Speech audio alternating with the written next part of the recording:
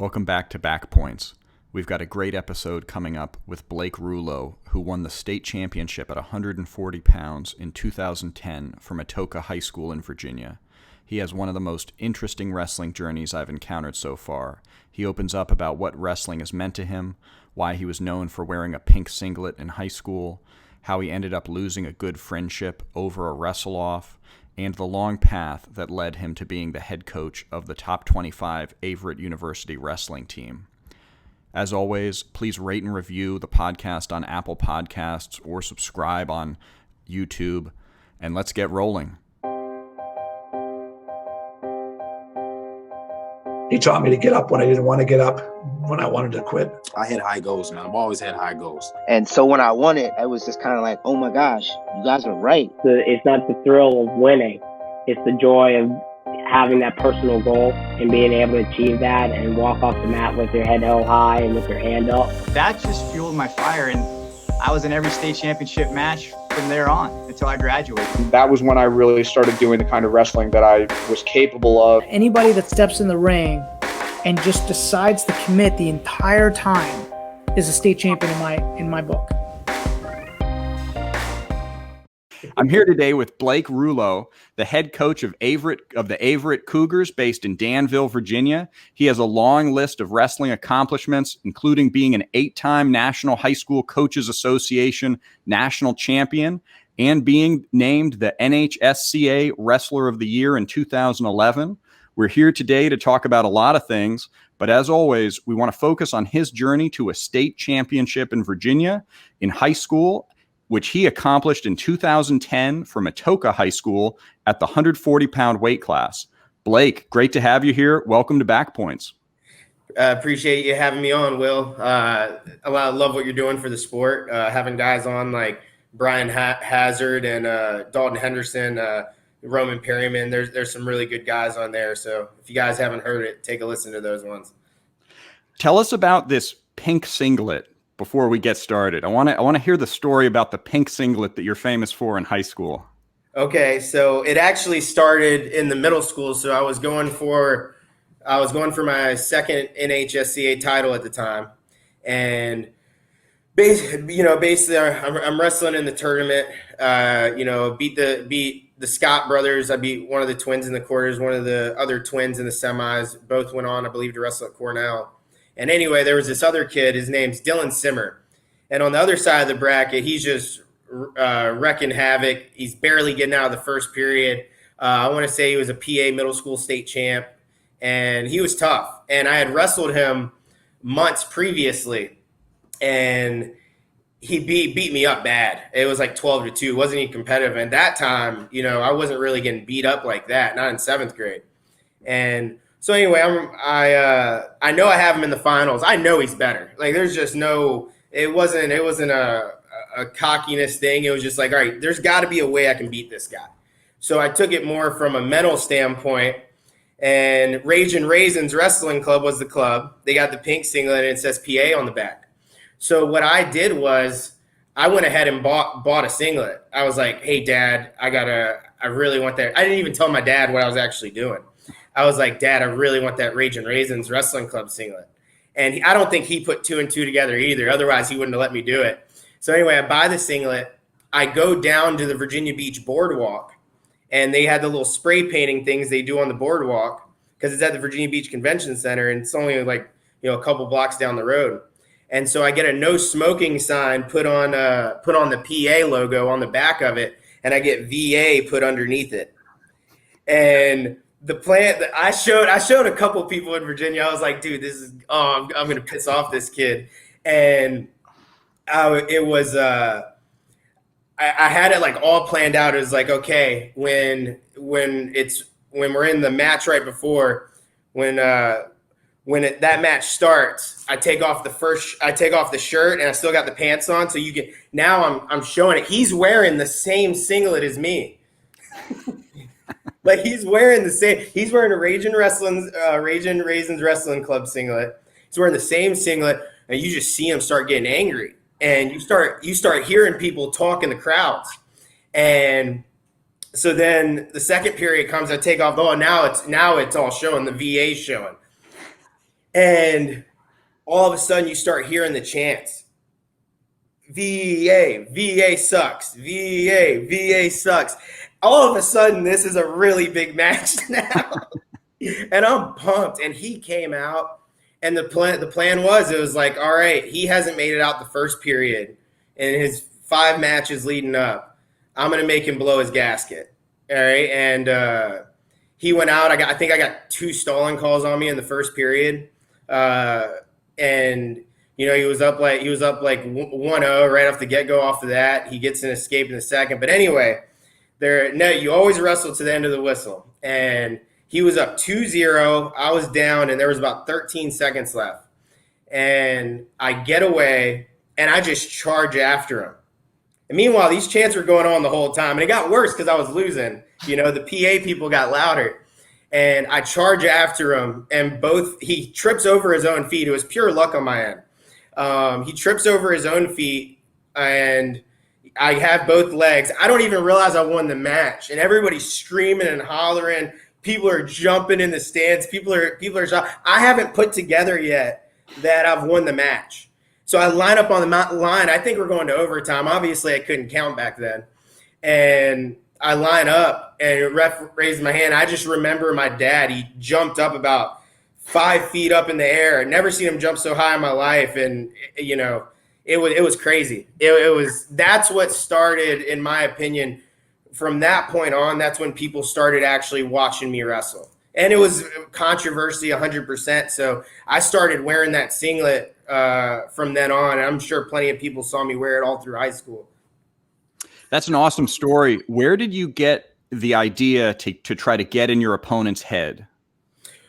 Well, to be honest, I think I watched a little bit too much reality TV, if I'm gonna be quite frank. But I always believe that your pre-match warm-up is really important. It's what guys what you're thinking about, because there's so many anxieties, and you almost got to trick yourself into believing you're so much better than the other guy.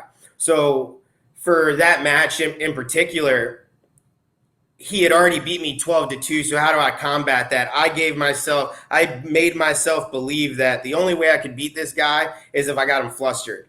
And he made, in my head back then as a 7th grader, he looked pissed about it. So I thought, oh man, I'm going to win this. And it ended up working out in my favor. But I always believe you can get into opponent's head based off of a warm up, based off the way you wrestle. You give guys what they don't want to feel. If you notice a guy, and I don't mean to get too detailed, obviously I want it to be more of a back and forth, but if a guy is really heavy on his right foot, oh man, I'm gonna hit a low single. I'm not gonna hit what I usually hit. You just kind of always take what the guy gives you. And I don't know, that the Jedi mind tricks, sometimes they work, sometimes they get my butt kicked, but I think they're important. I do too. I think they absolutely are. And I'm always interested to know where the origins of those types of ideas come from. I know I was lucky to have an Olympic bronze medalist as a coach, and he would talk to me specifically about how do you get into somebody's mind. And I never did anything like the pink singlet, and that's a great approach. But I've always been interested in whether some people just naturally know to go after someone mentally. You look at somebody like Mike Tyson, and it seems like he just naturally honed in on the psychological aspect of a battle. Yeah, I mean, him in particular is funny. I was watching a podcast earlier, and Joe Rogan was talking about how, like, a year ago, he's fighting this weekend against Roy Jones Jr., and it was about like how a year ago, I'll never fight, but apparently his wife called him fat, and he just started. He talked about how he was so scared of working out because he can't just work out. He ends up really competitive, and his ego gets too big. And so, like, Mike Tyson ends up, now he's in a fight with Roy Jones Jr. 11 months later, about 80 pounds lighter, and things like that. Your mindset is really, really important. But sometimes it can be the death of you in certain situations. So let's back up and tell us how you got into wrestling in the first place. So when I came through, I was 4 years old. It was me and a friend of mine, Josh Clark, and we were wrestling partners from the age of 4. And basically, I'm not gonna lie, I couldn't stand wrestling. I tell people this all the time. They don't really believe me. I was below 500 for a really long time. It honestly felt like I was going through the motions of just getting my butt kicked. And I did it more so for my dad. So my dad was a Division II wrestler at Virginia State University. Their program ended up dropped, but he wasn't a great college wrestler. I think because he couldn't live out that dream, he tried to push it on his kids, and it was tough. It was really tough. Like I remember we would go up to PA. Like occasionally I do well in Virginia, but we would go up to PA for a 5-hour trip, and he would have a TV back then it was the little square TVs, and he'd plug it into where I guess you plug it into the adapter, and I have a little box TV. I'd sit in the back seat, and he would play wrestling technique videos, and he'd have quizzes for me. And so instead of sleeping on the way there to weigh-ins, I would actually be having to do handwritten quizzes on technique. And so like technique was something that was really, really important. I was always getting the technique. Positioning was a huge one. I was always getting technique. I was always getting positioning. I was always getting quizzed. My dad cared more about getting A's on the technique sessions with the film study than he did necessarily about my math grade. And it was an obsession, I think, by him. It carried over to me. But I guess to ask what changed, I'm assuming that's what you want to know. So I remember I was in 6th grade, and I was in 6th grade, and I did really bad at the holiday duels, and I went like 0-11. I remember I was pinned 10 times, and I went 0-11 at holiday duels, and it goes 6th to 8th grade, and I just remember like this just isn't for me, and I just was constantly getting my butt kicked, and it was a Sunday or a Saturday, and my dad said to me in the living room, he said, all right, come on, we're going to North Chesterfield Wrestling Club practice. And at the time, they had a guy named Jared Anongas, Jordan Dix, Patrick Nowazik. They had a bunch of James River guys. And I would just go there, and I'd just get beat up on all the time. I wouldn't even say I was necessarily competitive with any of them. And I was just complaining. And my dad went from forcing me. He finally said something that shocked me. He said, "You know what, Blake, you're at the age now. If you don't want to do this anymore, you don't have to do it." He's like, "I'm not going to take you. You don't have to. You don't got to wrestle anymore." So all of a sudden, it went from, I was being forced to do this to where I was like, "Oh crap! Like I actually like this." Like it was honestly an identity crisis at a young age, and I made the decision. It went from my dad, constantly bringing me tournaments, constantly bringing me to practices, with now me doing the research on either centralregionwrestling.net or Virginia Wrestling or, the PA tournaments. I was coming to him with every tournament almost every weekend. So that moment is something, I remember I was sitting on the fireplace when we had that conversation. I'll never forget that. So does that change the way that you would approach encouraging, a child of yours to wrestle, or, telling other parents how they should be motivating their wrestlers? Yeah, I think you can't see, I did multiple sports. My dad was the same in every sport. About being the best, training a certain way. And it wasn't just into wrestling year round. I did baseball for 6 years. I did karate for 3 or 4. I did lacrosse. I was terrible at baseball. That's how I found out I couldn't see. That's how I found out I had bad vision. And the entire time, I think I hit the ball once in 6 years. So baseball, I did basketball for 4 years. I would actually leave from wrestling practice, go right from wrestling practice to basketball practice. And, that was just the norm. That's just what we did. I'd leave football practice, go right into wrestling practice. So I always wrestled year round, but I always did other sports. So I never wasn't doing another sport at some time. If it was fall, it was football. If it was spring, it was baseball. And once I hit middle school, it went to just all the other sports to just wrestling and football. But I would say I would do things a lot different than my childhood. I think the number one thing is I would put my children in a situation to where they can grow from other coaches. Then I think that's more important. You have to show your kid that they can trust, in my opinion. Now, I don't have kids yet, so what do I know? But in my opinion, I find that the kids who had a lot of success and the kids who didn't burn out were ones who were coached by more than just their parents. The parents who I found that were very supportive and had trust in a coach basically were like, no matter what, you listen to your coach. If he says you're not the starter, you're not the starter, X, Y, and Z. I believe that's the way it should be done. You know, you look at what like a Mark Strickland or like what a Roy Hill's doing in the state of Virginia. Those guys have 20 plus years of experience. You know, at the end of the day, I have my experience, but they're great coaches. Why would I not trust my kid with them? And then kid wants help, I can work with him privately. You can always work with your kid privately. So I want to jump ahead to your high school years a bit, because I know that you were lucky to have, as I understand it, you had a practice partner, Josh Clark, who was really good, and may have been ranked nationally, I believe. And there was a wrestle-off that the two of you had. Can you talk about that? Yeah, so me and Josh, back in our time, the Central Region was terrible at wrestling. You know, it was if you won a regional title and you went up against the Eastern Region, you know, you lost. It was just the Central Region through and through just would do terrible. They'd come out with single-digit state placers. It just was not good wrestling overall. It's not that you didn't – I don't know what it was, but it wasn't good.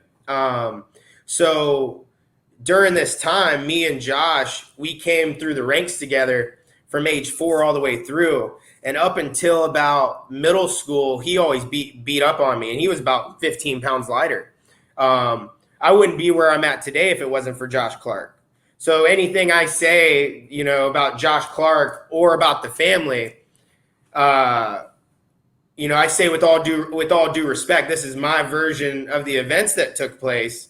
And, you know, I wouldn't be sitting here today and I wouldn't be where I'm at today if it wasn't for Josh Clark. So that's number one. So basically what took place was my freshman year, I got 3rd in the state. He gets 5th. Our sophomore year, I get 2nd in the state. He got 3rd or 4th, I believe. So we're in an open mat practice. I mean, this is a fun story. So we're in an open mat practice going into going kind of into the season. It's like preseason, whatever.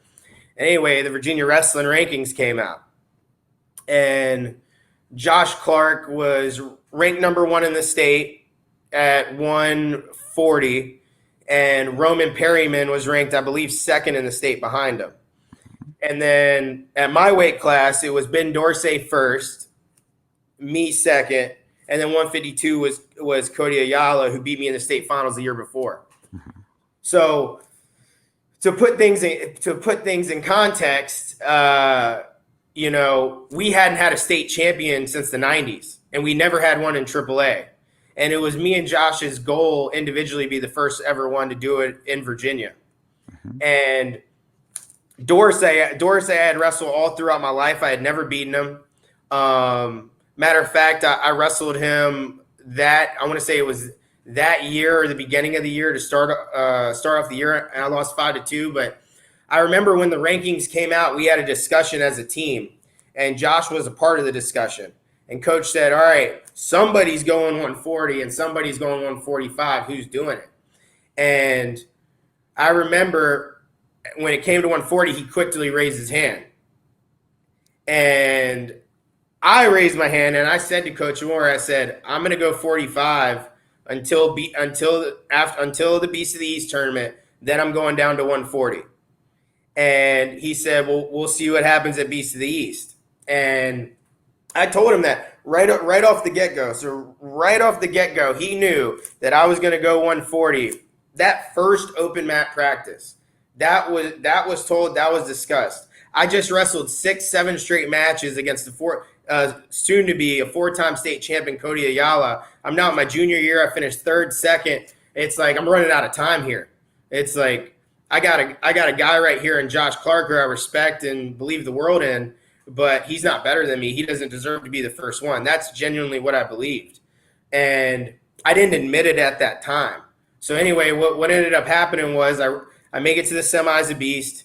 Josh finishes 3rd at 140. I lose to Dorsey, I want to say 5-3 in the Beast of the East semis. I finish 4th. And sure enough, we come back to the room, and our room knew what was going to happen. They knew I was going down. Our practice room split completely in half. I don't know how this took place. I mean, you had half the team practicing on Clark's side, half the team practicing on mine. And I remember we had our first wrestle-off after the next event. We went to the Nightdale Duels. We both went 8-0. He got the outstanding wrestler of the tournament. And I don't think any of our guys made it out. Like, we teched or pinned everyone. I mean, it was the best wrestling probably we've ever put on. We were just trying to show up each other the entire time. He go 140, I go 140. It just kept flip-flopping. And it didn't hit me how serious of a thing it was until a family member of his, I'm not going to say his name, but a family member, I go like, "What's up, man?" And he shakes my hand. He grips it tight. You got to remember, I think I'm 16 at the time.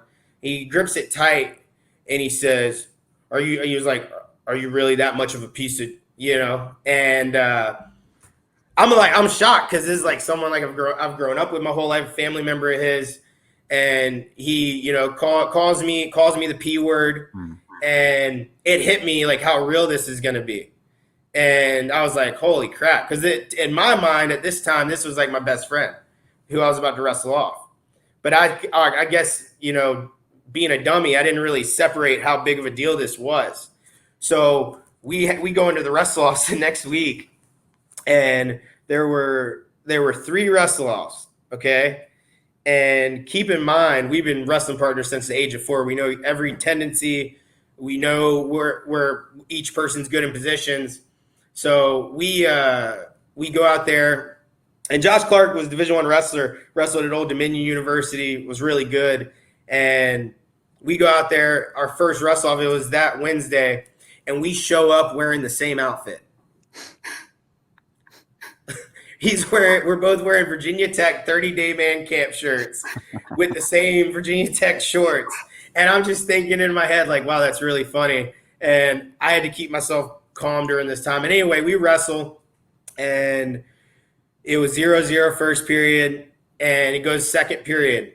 And this one decision changed what he did in the second period, changed the whole aspect of the wrestle-offs. He deferred to me. And when he deferred to me, I knew I won the match. They were like, well, that's a little like how? And this is how my mind always worked. I always overanalyzed, always knew how the position would be won. Because in high school, at least back then, I'm not sure what it is now, first point gets triple overtime choice. Mm-hmm. Neither of us could ride each other. And the way these wrestle-offs work, I had to win the first wrestle-off in order to be able to wrestle them off 2 more times. So I wrestle them off, and it's 1-1 going into overtime. Nobody scores in overtime. Double OT. We both get an escape. Triple OT. I'm already down. He's wondering what's supposed to happen. I already knew how this was going to play out in my head once he deferred, because I knew that was the only way to win at that point without putting myself at risk of getting scored on. And I went down. I get away, and I just remember it was open to the public, and man, things got crazy right after that, you know, between family members and everything. And short story, we wrestled off a week later, and, you know, it went different. And the second match I won in overtime, and then the third match I won in double overtime. So it was 3 overtime matches, And the way that ended up going was he wrestled Dorsey in the state finals, and he lost in, I want to say, triple or double overtime. Mm-hmm. And I wrestled Austin D'Amico. Roman Perryman cut down to 135. I have no idea why. But Roman Perryman went down to 135. And so I had D'Amico in the finals, and I beat him 3-2. And my overall reasoning for it was the matchup. Matchups are everything. Mm-hmm. My belief was I had wrestled Dorsey a million times up to that point. You're a better matchup for Dorsey, and at the time, I'm a better matchup for Perryman. Mm-hmm. You have already wrestled to Perryman. You lost to Perryman. I didn't think Perryman stood a chance with me on the feet. But that was my thought process, and here we are, 10 years later. But, since then, we never actually ever drilled or wrestled with each other ever again.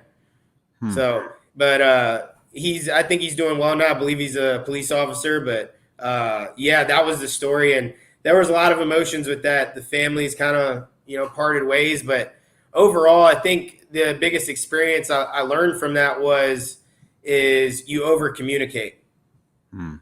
Everybody knew I was wrestling off, but the person I was wrestling off. It just felt like an awkward conversation.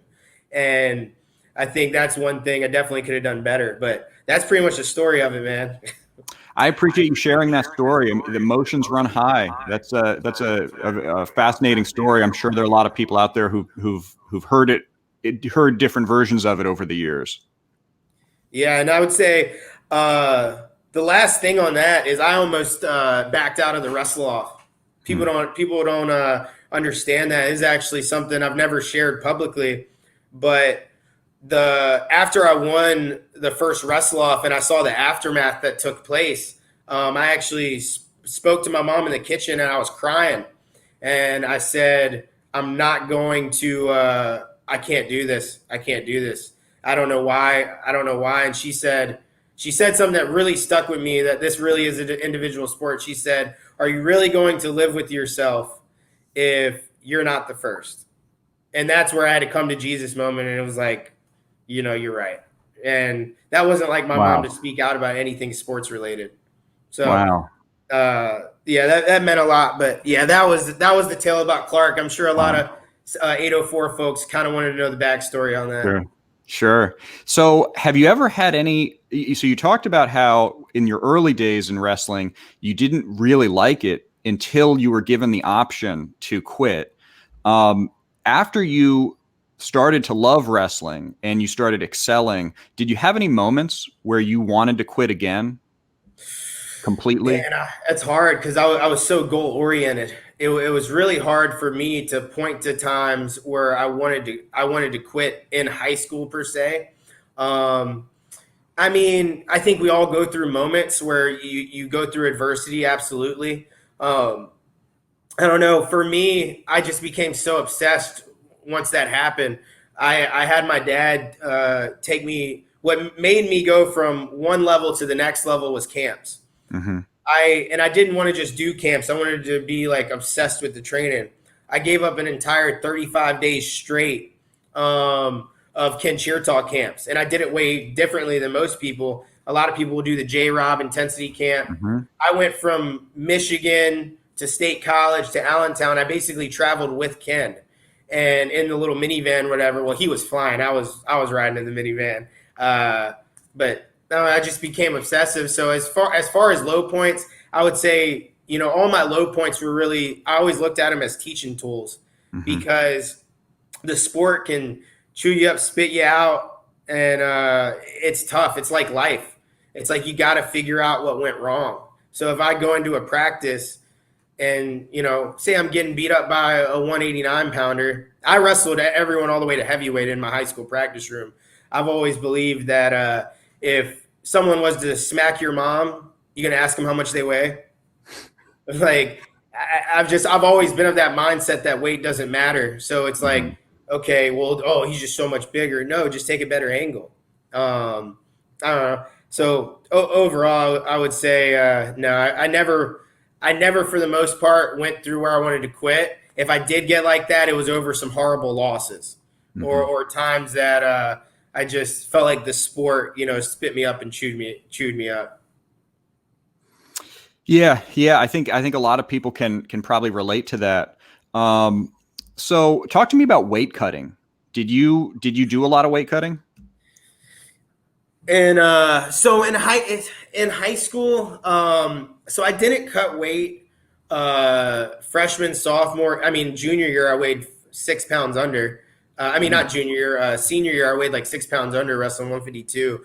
I thought I was weight cutting until I got to college. I thought like 5-6 pounds, but no, I wouldn't say I was really weight cutting. Even when I cut to 140 my junior year, it was like one kind of tough cut, but I would say I would come in fat and happy usually after football season around 165, and I would naturally get down to like, high 40s after a couple weeks. It would just like fall off because I wasn't putting as much junk in my body as well that I guess you need for football. But no, I wouldn't say I was a huge weight cutter in high school, but when I did cut weight, it was only for the big national tournaments. That would be the only time. And they had to be an overnight weigh-in. Weighing in the day of, cutting a lot of weight, it doesn't do you a benefit. It really doesn't. And kids think the lower you go, the better you're going to perform. Every weight class is different. If you cut down too low, you're dealing with more shot attempts, like the lower the weight class, the more attempts there are. The higher the weight class, the less attempts there are, but the more strength involved. So if you're really quick and can take the right angles, it's not the worst thing being up a weight. I think that's a great point of view. So you were third in the state your freshman year, I think. Is that right?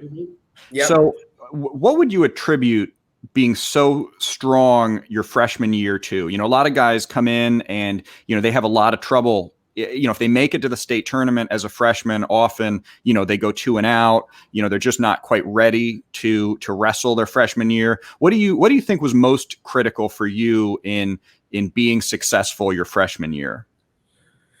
Well, I set my goals way higher than everyone else. The goal setting is huge. So, for me, my goal was not to be I just say it jokingly, but like the worst goal I have in high school is state championships. And like my goal was not to be a Virginia state champion. My goal was to be a 4-time state champion. And I remember being really nervous. I remember I was wrestling a kid from Menchville in the first round. It's hard. I don't know if you ever can really replace that feeling that first time you walk out there, but I had been in so many national tournaments. I had prepared myself so many different times, and I had visualized getting my hand raised so many times to where there was just no way. There was just no way. And I prepared that year for Ben Dorsey as a freshman, and I visualized winning, and it became like I've used that word a couple times already, obsession. It became an obsession to be a 4-time state champ.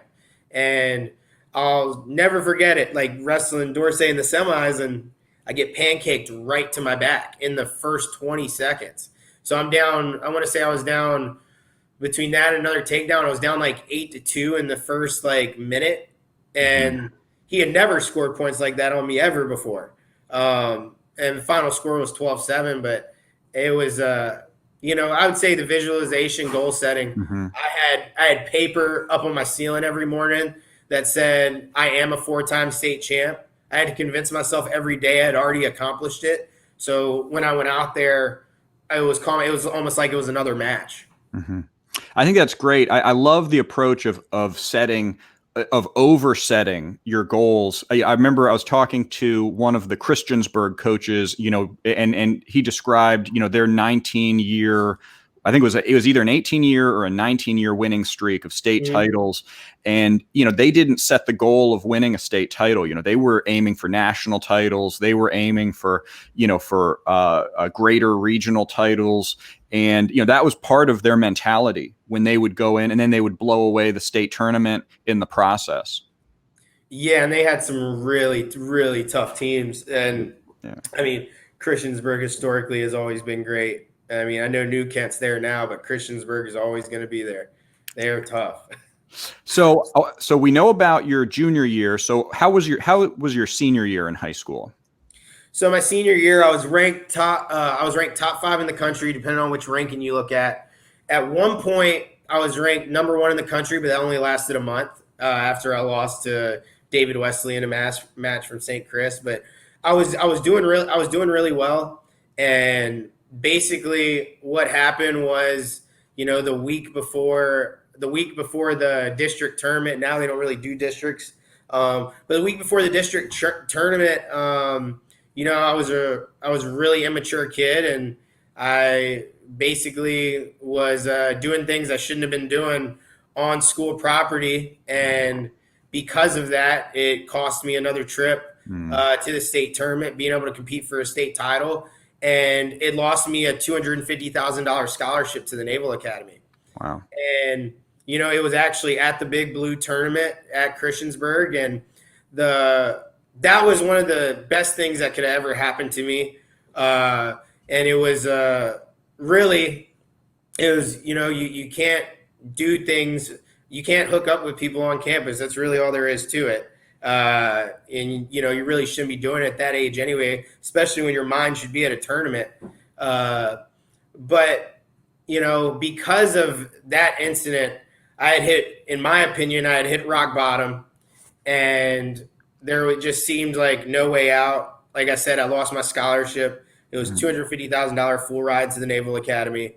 And I just remember I was basically on the free agent wire for a while. My dad, I don't think, went to a state tournament, or my dad didn't go to wrestling tournaments until my brother got to high school, I want to say, after that. But it was a really important moment for me to grow the hell up. Like, I was a boy, like, period, end of story. I had no discipline. I was uncontrollable. Just because you're a good wrestler doesn't mean you're a good person. And, like, at the age of 18, 17, I genuinely don't think I checked the boxes on many great things as being a good character. So I think it was a long time coming for what happened. And because of that, I ended up going to University of Buffalo, which ended up being a very good decision for me, for the future of my career. I had no idea about that story. I appreciate you sharing that. So I'm assuming that you it matured you very quickly, it sounds like, or did it? It definitely matured me, but it's like one instance doesn't change repetitive behavior. And it's important, no matter who you are, that you can't look at it like, I think where I failed in high school was I thought it was just one instance, and it's like, okay, don't do this one thing you did. And then it's like, no, you do the right things always. And so I struggled my first semester in Buffalo for sure. It definitely helped that they had a lot of money invested in me for them to constantly work with me, and they helped me grow a lot as a person, and it helped develop me. And then when the whole staff got fired, my second year there, I knew it was time to get out, and that's where I met one of the greatest men ever, was Joe Russell at George Mason. Joe Russell and Tommy Owen. And so why don't we fast forward a little bit and hear about where you are now, because you're head coach of your own program at Averett University. And why don't you tell us a little bit about that program? So, this is my 4th year here now. This is my 2nd year as the head coach. So Tommy Owen, who recruited me at George Mason, was the head coach here, and he brought me on as an assistant. And he just preaches toughness and mentality thing. And, him bringing me in was huge for me. And I brought in some Matoka guys who are basically the face of our program now, and Samuel Braswell and Brandon Woody. But, it's a Division III program located in Danville, Virginia. We're top 25 program now in year 4. We got 4 guys ranked in the top 15. And it's been so awesome to see the program grow from scratch, seeing how far we've come. And it's because we outwork everyone. That's just what it is. Like, I have two assistant coaches that easily put in over 70 hours of work a week. And I want to say we average between the three of us at least 35 private sessions a week. Like, I've always believed that when it comes to your academics, when it comes to your social behavior, when it comes to wrestling, when it comes to academics, when you work with someone one-on-one, you're going to retain the information more. Like, when you go see your calculus professor one-on-one and they hook you up with a tutor and you're working with that tutor, you actually retain the information. And with social behavior, you go see a counselor, you talk to someone, and they work with you one-on-one compared to it just being a team meeting or it just being a classroom setting. You retain the information more. And it's no different in wrestling. You retain more in a one-on-one private session than you do in a team practice. And, I've been a part of many team practices. I can't remember them all. But every single private session I have ever done with a coach individually as a competitor, I remember every single one in life. I remember what we worked on. I remember the small details about it because it's one-on-one attention. I mean, it's even the same with my academics. I remember meeting with that econ professor in college at George Mason, having to get help, or like in high school, having to meet with the geometry teacher after school hours. Like, I've never forgotten those things every individual meeting because it's way more impactful. So I'm a big believer on the private sessions. I believe that's why we've developed so much. How many coaches are on the staff at Averett? So we have 3 other coaches.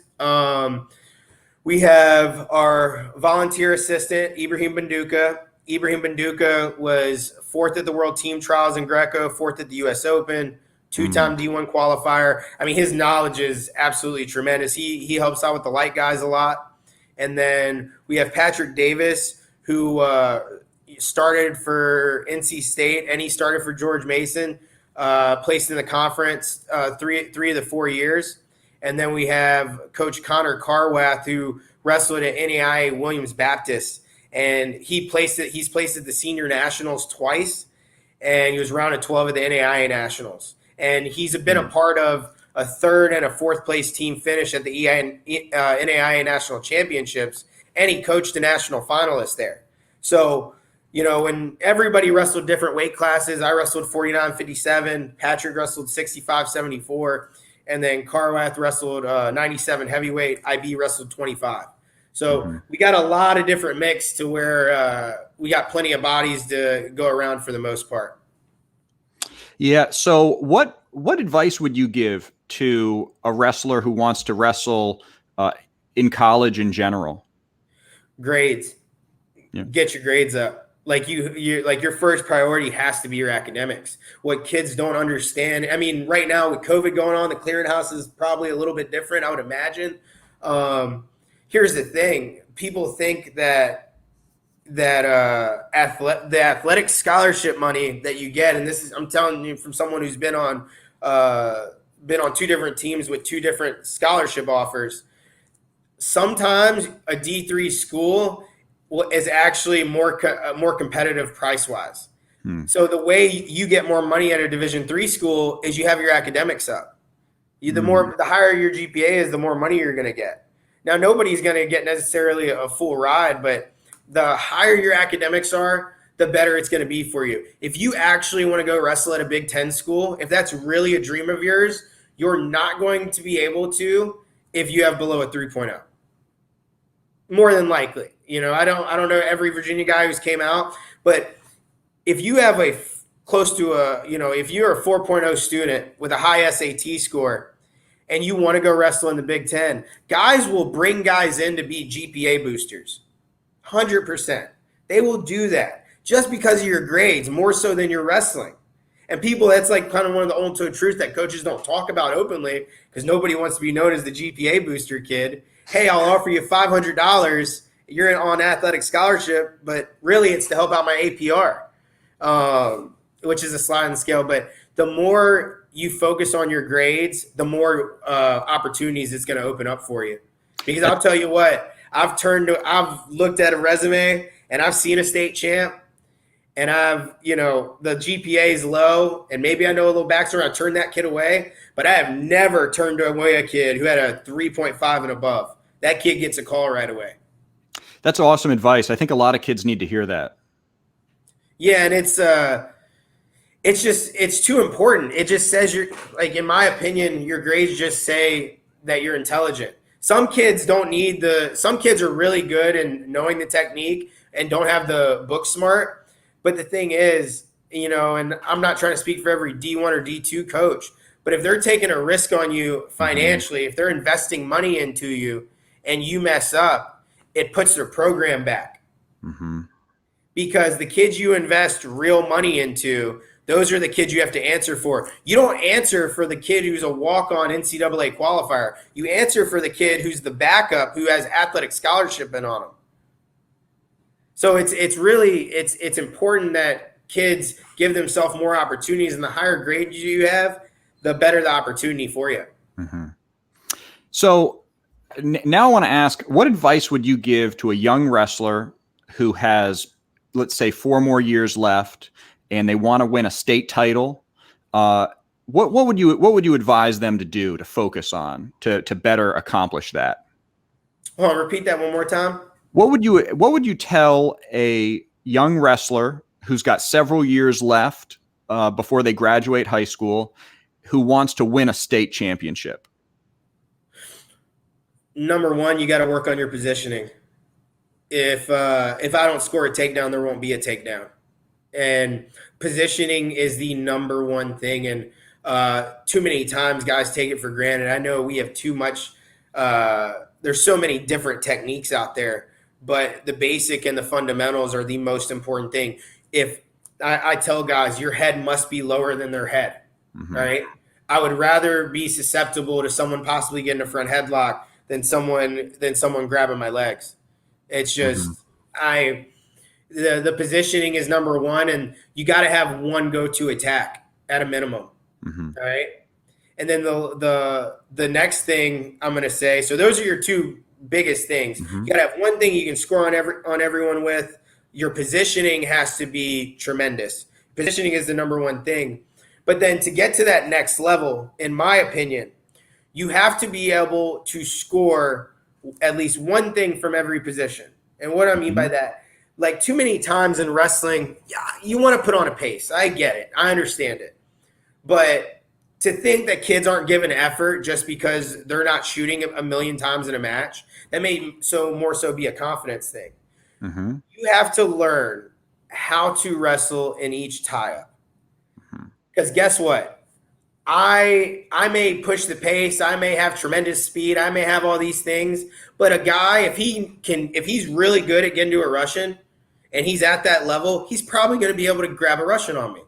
So how are you going to score when someone grabs a Russian? How are you going to score when someone grabs a wrist? How are you going to score when a guy goes underhook? And having the confidence and repetitions in drilling to be able to constantly hit that again and again. The last thing I would say is private sessions and camps. Got to do private sessions with someone where you want to be at, okay? Now, if you go with a younger guy in private sessions, then it's going to be more of a physicality thing. That's more of a physical workout. But if you're going with an older coach, like, for instance, say a Brian Hazard, who's very knowledgeable, and he was doing a private session, well, he's probably not necessarily wrestling with you, but he can point out the very small details of what's going wrong with your technique on anything. So the private sessions, if you're trying to save money, or you got to go to camps, you got to do them in the summer, because what they do at camps is repetition, repetition, repetition, repetition. That's how you'll find your success. Everybody thinks it's about wrestling in a million tournaments. It's not necessarily about that if you got crap technique, because you're going to hit the same crap moves and you're going to keep losing losses the same exact way. I couldn't agree more. I think that a lot of times the competition is overrated. Now, you do need to get exposed to different wrestlers. The better. I was very lucky that I got exposed to really great wrestlers even before I was ready to wrestle them. I mentally, it didn't set me back to get beaten by somebody who was a lot better than me. And I overall was very lucky to get to wrestle them. That said, the technique is really critical. Absolutely. You got to have it. And I think once you have those three things, right, from a technique standpoint, now you can, once you've now gotten to that level from a technique standpoint, now is when you start going you go nonstop with the tournaments.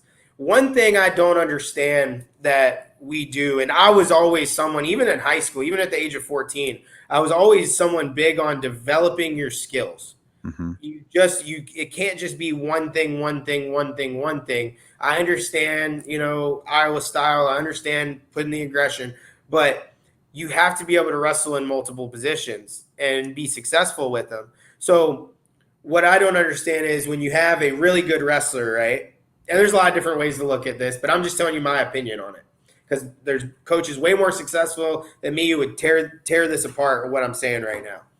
When you get to that point and you feel like your technique is there now it's all about getting over match time anxiety. So you wrestle at all these tough tournaments again and again and again, and you kind of figure out, okay, what am I hitting? What am I not hitting? Blah, blah, blah. But what you also need to do is you need to go to the small market tournaments, the rinky-dink tournaments that are only pulling in, 50 to 100 kids doing the round robin. And when you go there, it's not about winning and losing. You go there to work on new techniques. And, that is one thing that the more high-level wrestlers in high school, in my opinion, should take more advantage of, is when you get to a certain level, okay, you may be wrestling the I call it like you work your way up the ladder. I do this with our guys too. So if I have a new double leg I'm working on, right? Start out hitting it on the worst guy in the room. So you start out at the small tournaments doing it. Then you go to another tournament. Then all of a sudden now you're hitting it in the national semis and the national finals because you've progressed. You have to progress on your competitions. But then in the practice room, you progress on your technique. So first I need to do it on this guy. Then you work it to maybe it's a guy smaller than you who's good. Then you work it on your backup. Then you work it on one of the best wrestlers in the room. Because now if you're hitting it on one of the best wrestlers in the room and you're in a good room, you're going to be able to hit it out there. So it's a progression. So that's my overall thought of it. It's like you got to be the same way with tournaments. You can't just throw your kid into holiday duels, in my opinion, to where he goes 0-11 and wants to quit the sport. There's a progression to it, of working guys into it. Start off at the little league things. It's not going to happen overnight. A kid may be motivated, his first time wrestling. Give that a year, 2 years, 4 years, 5 years of losing, and then eventually there's a breaking point. Yep. I couldn't agree more. Well, Blake, I really appreciate your time. I know that young wrestlers are going to benefit tremendously from this, and I wish you all the best of luck at Averett growing that program. I'm looking forward to watching matches of Averett wrestlers. Appreciate it, Will. Thank you for having me. Thanks for listening to Back Points today. If you want to support the show, please subscribe on Apple Podcasts, Spotify, YouTube, or wherever else you find the show. Also, it helps us if you give the show a rating on Apple Podcasts and leave a review. Feel free to also make a donation via Patreon at patreon.com/backpoints. Thanks, and see you next episode.